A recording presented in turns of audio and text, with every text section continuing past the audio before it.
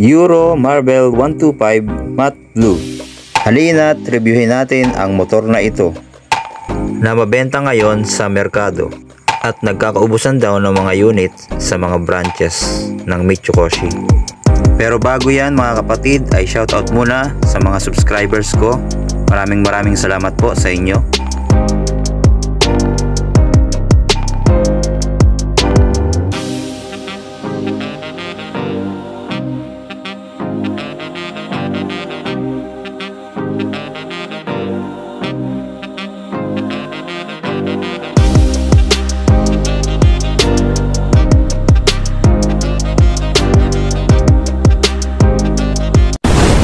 Vlog.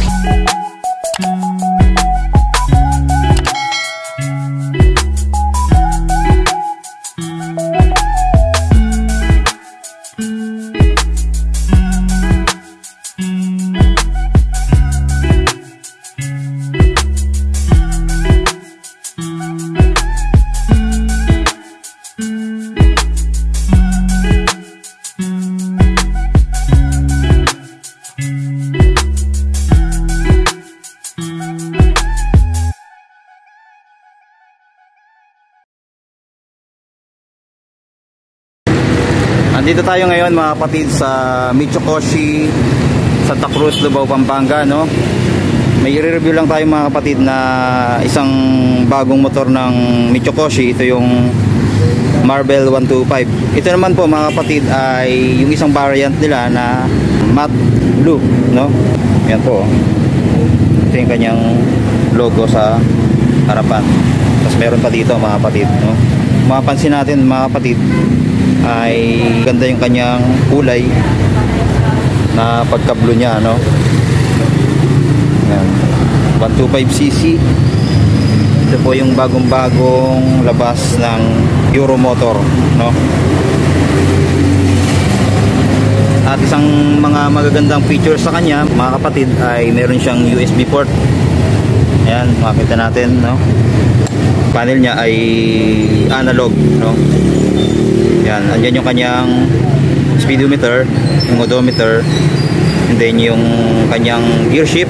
Ayan, 1, 2, 3, 4. And then yung sa fuel dito, tapos yung neutral, and then yung signal light. So ito pala mga kapatid, naka-activate na to. Pwede nating makita, ano? Yan, buksan natin yung ilaw nya. Yan, o. Makita natin, ayan. May ilaw yung kanyang speedometer, then yan, sumisignal yung kanyang fuel indicator, no? Tapos yung neutral, tapos kung kakambyo tayo, iilaw din yan mga kapatid, no? Tapos pagdating sa ilaw sa harap, yan, umiilaw na siya mga kapatid, no? Puro LED na po yung kanyang ilaw, no? Ano natin, tignan natin yung ay niya, ayan. Nakabukas na po lahat. LED na po yan. Pati po dito sa ito yung park light niya, umiilaw yan. Yung tatlong kulay white na ito. Pati dito sa kabila, no? Meron po yan, no? Ayan. Tapos yung signal light niya, ito po, no? Pilawin din natin. Signal light sa kabila. Ayan po yung signal light niya. Milaw siya. Pati dito sa kabila. Sa likod. Ayan. Halogen pa po yung kanyang signal light. Yung tail light niya, ayan, ay parang LED na rin, no? Tapos meron pa yung ilaw dito sa may plate holder. Ayan, makikita natin, no? Ayan yung kinagandahan dito. Tapos sa fender niya sa likod, makikita natin talagang maganda yung pagkaka-design. Pang sport talaga yung dating. Tapos 4 speed ang kanyang transmission, then Euro 3 na rin mga kapatid, no? Kaya matipid na rin sa gas. Pagdating naman dito sa kanyang gulong ay 100 by 80 by 17, tapos naka mags. Ito yung kanyang mags, tapos mayroon pang design na kulay red yung mags niya, pero tube type pa rin po mga kapatid. Tapos dual shock nga po yung kanyang shock, no? Absorber na kulay red. Tapos may mga nagtatanong kung pwede daw bang i-mono shock to. Nasa atin naman yan mga kapatid, kung gusto nating i-mono shock. Siguro tatanggalin po yung ganito, tapos papa DIY na lang natin, no? Na palalagyan ng lagayan ng mono shock. Pwede naman po yun, nasa inyo po yun mga kapatid, no? Tapos sa kanyang swing arms, maganda po, malaki, no? Pero matibay yung kanyang swing arms. Tapos meron pa rin side stand, center stand, then yung gear shift niya ito. Tapos yung pangilalim ng makina ay kulay black, glossy black po mga kapatid. So patayin muna natin mga kapatid dahil sayang yung battery. Then dito sa harap, telescopic fork. Tapos yung fender niya okay din, maganda rin yung design na hawig din siya sa sniper, no? Sniper look talaga yung design nito. Tapos dito sa harap ang size ay 70 by 90 by 17. So ganun din po, naka mags, and then tube type po yung kanyang gulong, no? Tapos yan yung kanyang makina sa ilalim. Tapos ayun yung carburetor niya, no? Yan. Ano ba yung curve nito? Piston type pa rin mga kapatid, no? Tapos ito hindi siya radiator, mga kapatid, no? Air cooled pa rin po ito mga kapatid, no? Tapos dito disc brake nya, yan. Tapos ito yung caliper nya, kulay red yung kulay.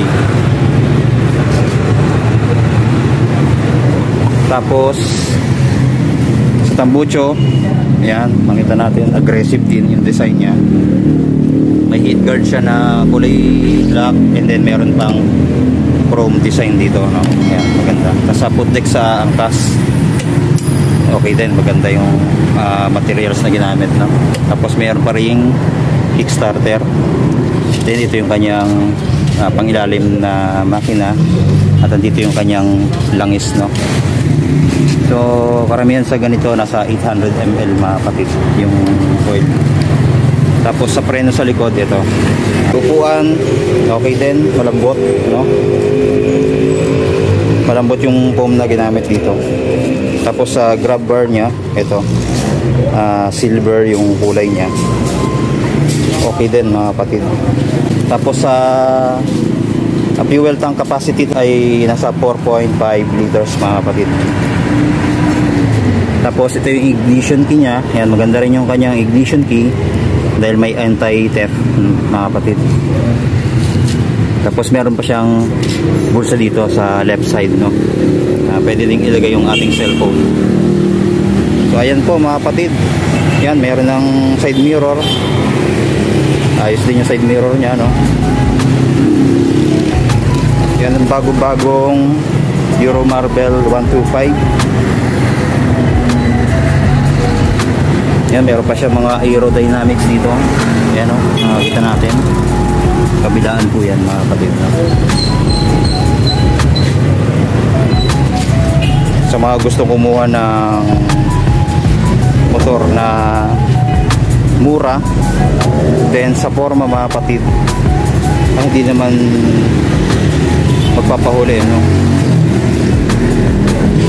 Kung meron ka nito mga kapatid, para ka ding naka-sniper, pero mababa lang po yung CC nya dahil 125 CC lang po.